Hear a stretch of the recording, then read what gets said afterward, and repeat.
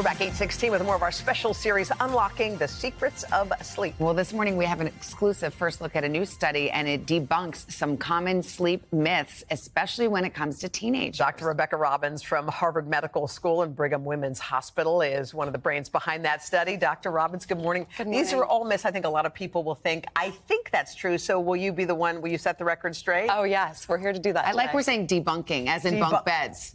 Get it? It's you. Yeah. Oh, See what you think that was on purpose? I don't know. All right, let's talk about the first one. Okay, so going to bed and waking up late on the weekends is no big deal for teens because teens need extra rest. It's the weekend. They've been busy all week. Oh, yeah.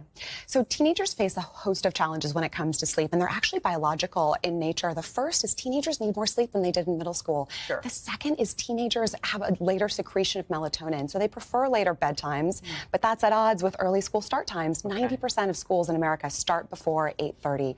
So that leaves our young people really at a disadvantage, and the vast majority don't get enough sleep during the school week. Okay. So they're making up for lost sleep on the weekends. People always talk about that sleep debt. Like, can't you just pay it? Yeah, make it up on the weekends. So it seems like a wonderful idea, really for all of us. But what we're doing, if we stay out late on a Saturday, sleep in late on a Sunday, and suddenly 2-3 hours go by, your brain thinks you've hopped in a plane and flown to London, and you're going to try to be orienting yourself towards that new time zone. So we call this social jet lag because we're often staying up for social reasons. But try to encourage your teenager, instead of sleeping in and imposing that risk for what we call circadian desynchrony, and then next night insomnia, tossing and turning when your body thinks you're in a new time zone. So what we want to do is try to not sleep in much more than 1 hour. 1 hour And of if your extra teen sleep. is still sleepy, make it up with a nap in the afternoon. Power nap 20 minutes or 90 minutes for a longer nap. Oh, okay. Waking up teenagers on Saturday, Yeah. super fun. Yeah. Okay, another myth. If school starts later, which is a trend now, we Yeah. saw it happen in California, then teens will just stay up later. So Absolutely, don't do it. Savannah, you're right on. California has been a pioneer in this, requiring that no school starts before 8:30, no high school. And what our objective data show is that when we let teens sleep a little bit in the morning, we give them an extra hour, that just is tacked on to their sleep. They don't stay up any later. But if your teen is having a hard time winding down, racing mind, cultivate a healthy bedtime routine with them. And as a parent, try to be part of that routine. So think about making tea, talking about your day, helping them get off screens, and easing into bedtime. All right, melatonin, that always seems like one of those things that it seems safe. Is it safe?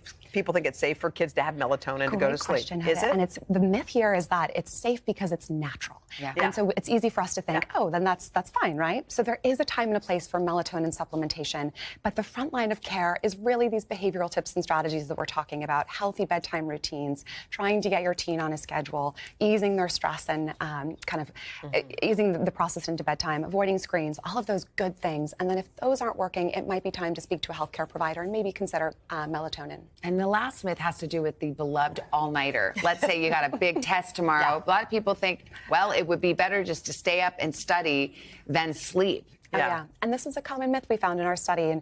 And essentially here, the best learning outcomes we know come when we what's called chunk learning. We take small bites of learnings and then we couple that with healthy sleep.